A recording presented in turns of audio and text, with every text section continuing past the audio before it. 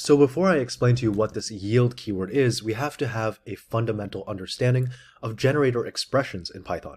So a generator expression is a concise way to create an iterator, and it uses a syntax that's similar to list comprehensions. The difference is that it's creating an iterator, but with lazy evaluation.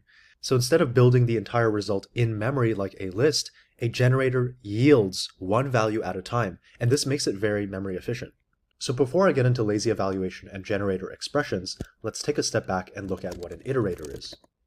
So an iterator is an object that allows us to iterate over collections of data, such as lists, tuples, dictionaries, and sets. Let's start by defining a list with 3 items. Now we create an iterator from this list, using iter, passing it the list. Now let's look at some Python documentation. We have a method called next, which takes an iterator, and it retrieves the next item from the iterator by calling the iterator's next method.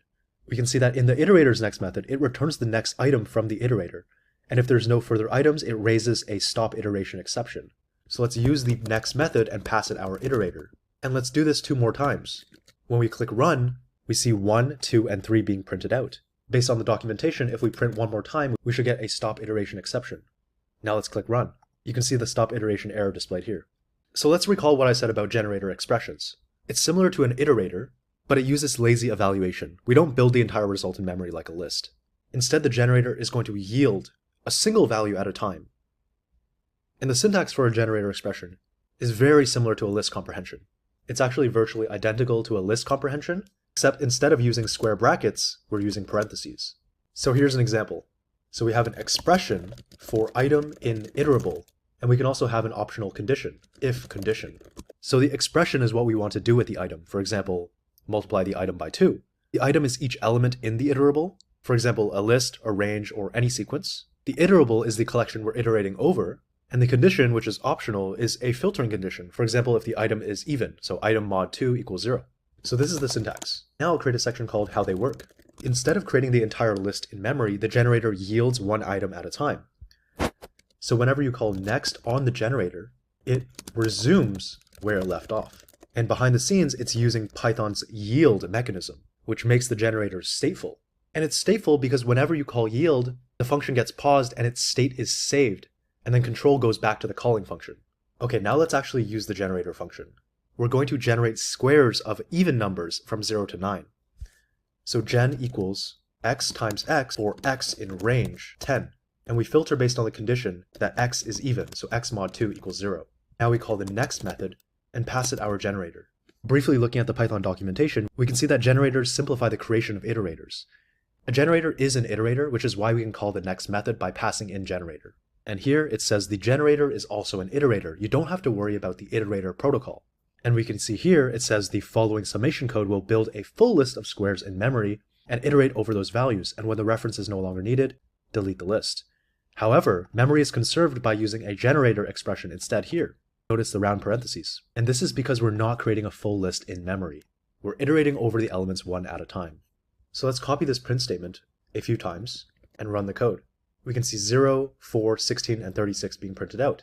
Remember that the generator only computes the next value when next with the gen argument is called. This is the concept of a lazy evaluation. If this was an iterator, the full list would be created in memory. In this case, the full list would look like 0, 4, 16, 36, 64. And that's not very memory efficient. You can also pass a generator to a function, like sum, for example. And the reason is because generator expressions are iterables, so you can pass them directly into functions like sum. And now we print gen directly. Let's click run, and we see the sum is 120. So a couple use cases to note is when you have a large data sets or infinite sequences, or when you're streaming data.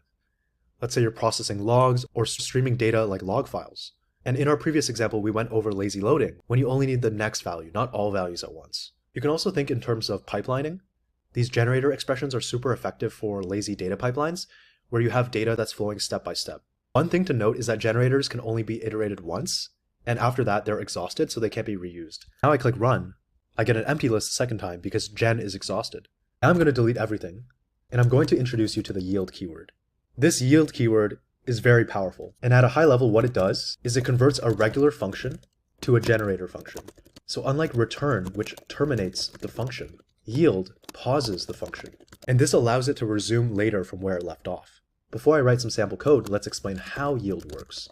So when Python encounters a yield statement in a function, it first saves the function's state, the local variables, the instruction pointer. So the instruction pointer is also known as the program counter, and it's a register in the computer's CPU that keeps track of the memory address of the next instruction to be executed in a program.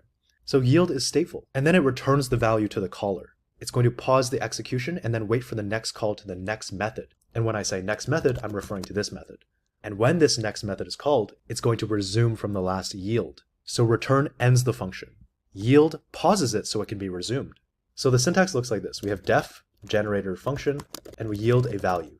So generator function does not execute like a normal function. It returns a generator object. And you can then iterate over the generator using a for loop or calls to the next method. Okay, let's start with a simple generator. F simple generator. Yield 1, yield 2, and yield 3.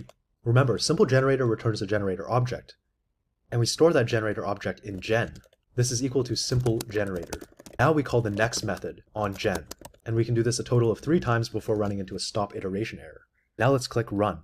And we get 1, 2, and 3. So when we call next gen, this yield is reached. The function pauses and then returns the value.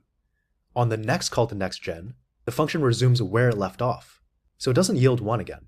Based on the instruction pointer, it knows to yield 2, and so on and so forth. So we don't commonly see this kind of simple generator. We usually see yield being used in a loop.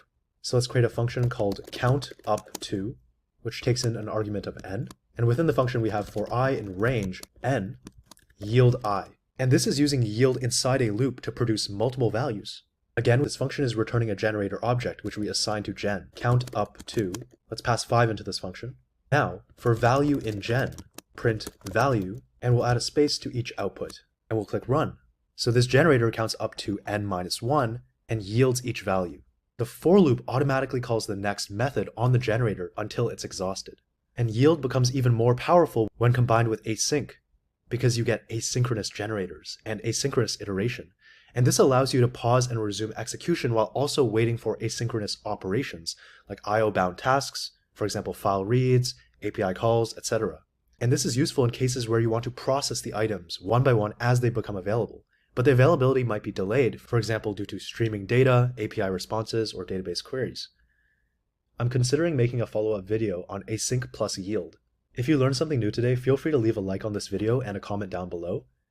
And if you want to see more live coding videos like this one, you can subscribe to my channel below. As always, thank you very much for watching this video until the end, and happy coding!